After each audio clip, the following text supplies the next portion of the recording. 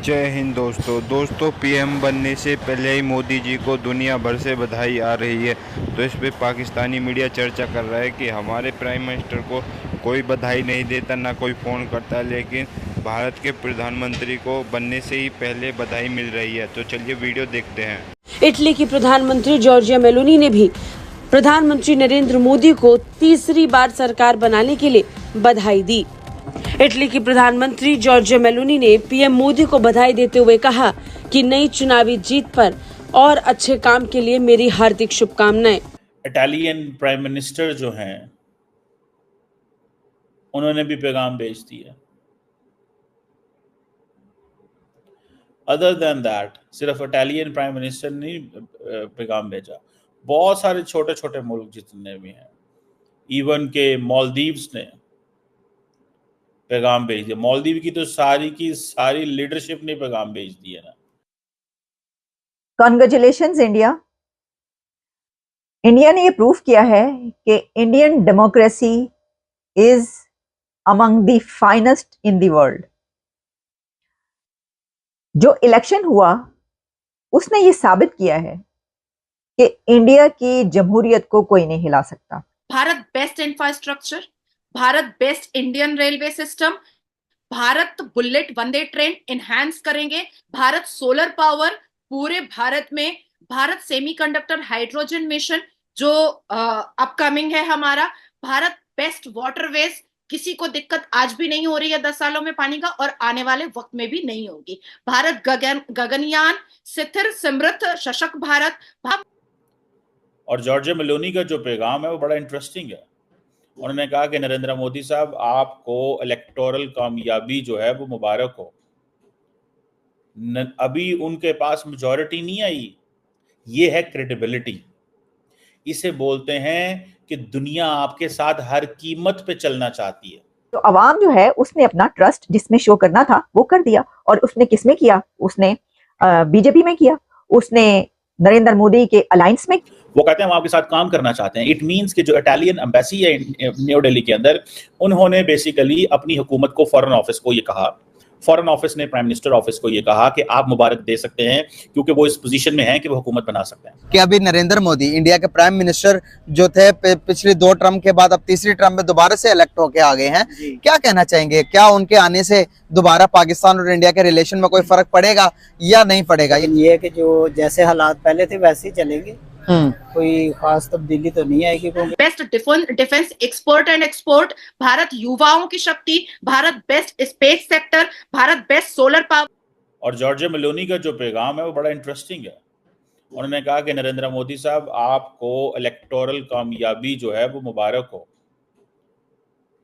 अभी उनके पास मेजॉरिटी नहीं आई, ये है क्रेडिबिलिटी। इसे बोलते हैं कि दुनिया आपके साथ हर कीमत पे चलना चाहती है। वो कहते हैं हम आपके साथ काम करना चाहते हैं। इट मींस कि जो इटालियन एम्बेसी है न्यू दिल्ली के अंदर, उन्होंने बेसिकली अपनी हुकूमत को, फॉरेन ऑफिस को ये कहा, फॉरेन ऑफिस ने प्राइम मिनिस्टर ऑफिस को ये कहा कि आप मुबारक दे सकते हैं क्योंकि वो इस पोजीशन में हैं कि वो हुकूमत बना सकते हैं। सो पूरे यूरोप के अंदर और पूरे वेस्टर्न वर्ल्ड के अंदर अगर कोई पहली लीडर है जिसने पैगाम भेजा है तो वो इटालियन प्राइम मिनिस्टर है, जो कि G7 भी होस्ट कर रही है, मेरा ख्याल है इसी महीने, शायद जून में या जुलाई में।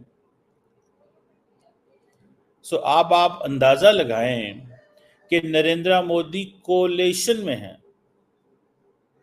नरेंद्र मोदी के पास सिंपल मेजॉरिटी नहीं आई, लेकिन क्योंकि उनके अलायंस के पास मेजॉरिटी आ गई हुई है, so that is where the credibilities.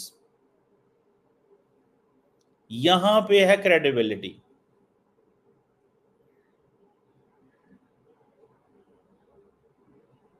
यहां पे है क्रेडिबिलिटी कि अभी वो जीते नहीं है, मतलब उन्होंने ओथ नहीं उठाया।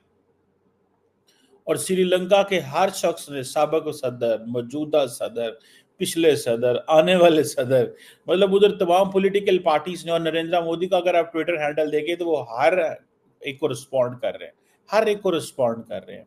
डिस्पाइट भूटान जो है उसकी लीडरशिप ने भी रिस्पॉन्ड, वज़ीर आज़म ने पैगाम भेज दिया कि जी हमें बड़ी, वो जिसे कहेंगे ना, खुशी है आपकी जीतने की है, नो, जो जिस तरह फिर होता है। अभी नरेंद्र मोदी को पूरा, मतलब वो जो जिसे कहते हैं, उन्होंने अपनी स्पीच नहीं की थी, नरेंद्र मोदी ने, और उनको ये सारे के सारे सिग्नल्स जो हैं वो चले गए। ये चीज है, मैं देखता हूं, इसको हम बोलते हैं क्रेडिबिलिटी, इसको हम बोलते हैं कंसिस्टेंसी, इसको हम बोलते हैं लॉन्ग टर्म रिलेशनशिप। इसको, ये चीजें जो आप अगर देखें तो फिर पता चलता है आपको जनाब कि चीजें किस डायरेक्शन में जा रही हैं। मतलब उनके पास जो हुकूमत है इस वक्त, नरेंद्र मोदी के पास, वो हुकूमत तो बना लेंगे, और बन गई है, वो 3rd टाइम प्राइम मिनिस्टर है, सीधा सीधा नजर आ रहा है।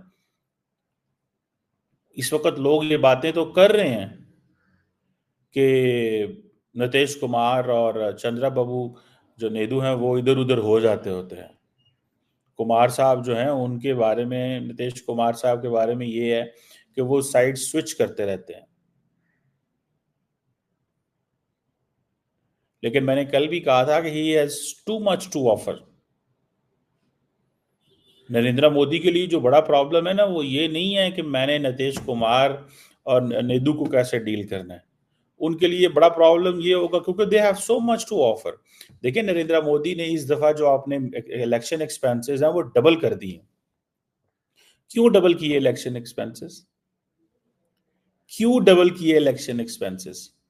भाई इसीलिए डबल किए ना इलेक्शन एक्सपेंसेस कि उनको पता था, ही न्यू दिस, उनको इस चीज का पता था, उनको इस चीज का अंदाजा था,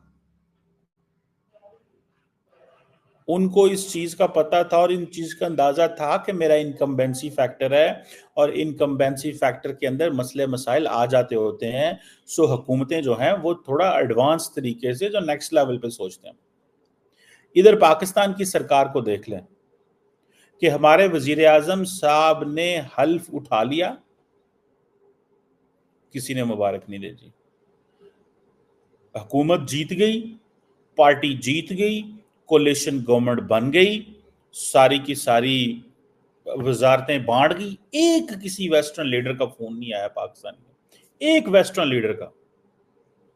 मैं तो इन चीजों पे बड़ा हैरान हूं। मतलब एंड आई एम श्योर कि दुनिया जो है वो पाकिस्तान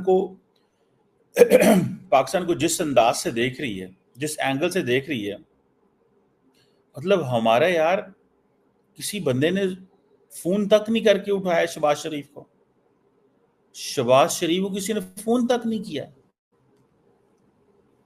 इसको क्या कहेंगे आप? इसको आइसोलेशन कहेंगे, इसको डिप्लोमेटिक आइसोलेशन कहेंगे, क्या कहेंगे आप?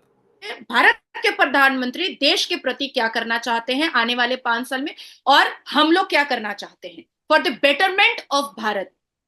Bharat next 5 year, Bharat best infrastructure, Bharat best Indian railway system, Bharat bullet Vande train enhance करेंगे, भारत सोलर पावर पूरे भारत में, भारत सेमीकंडक्टर हाइड्रोजन मिशन जो अपकमिंग है हमारा, भारत बेस्ट वाटरवेज, किसी को दिक्कत आज भी नहीं हो रही है 10 सालों में पानी का, और आने वाले वक्त में भी नहीं होगी। भारत गगनयान, स्थिर समृद्ध सशक्त Bharat, Bharat best defence expert and export, Bharat युवाओं की शक्ति, Bharat best space sector, Bharat best solar power, Bharat best EV manufacturing.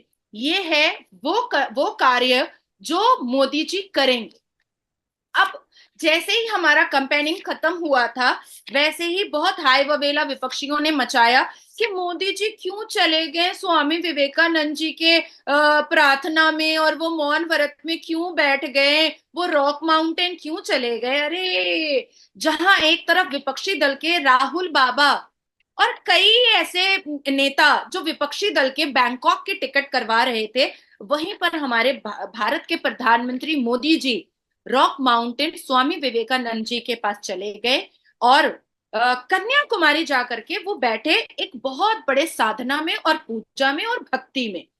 और याद रहे कि एक बहुत बड़ा ड्रीम हमारे भारत के प्रधानमंत्री का था सागर माला।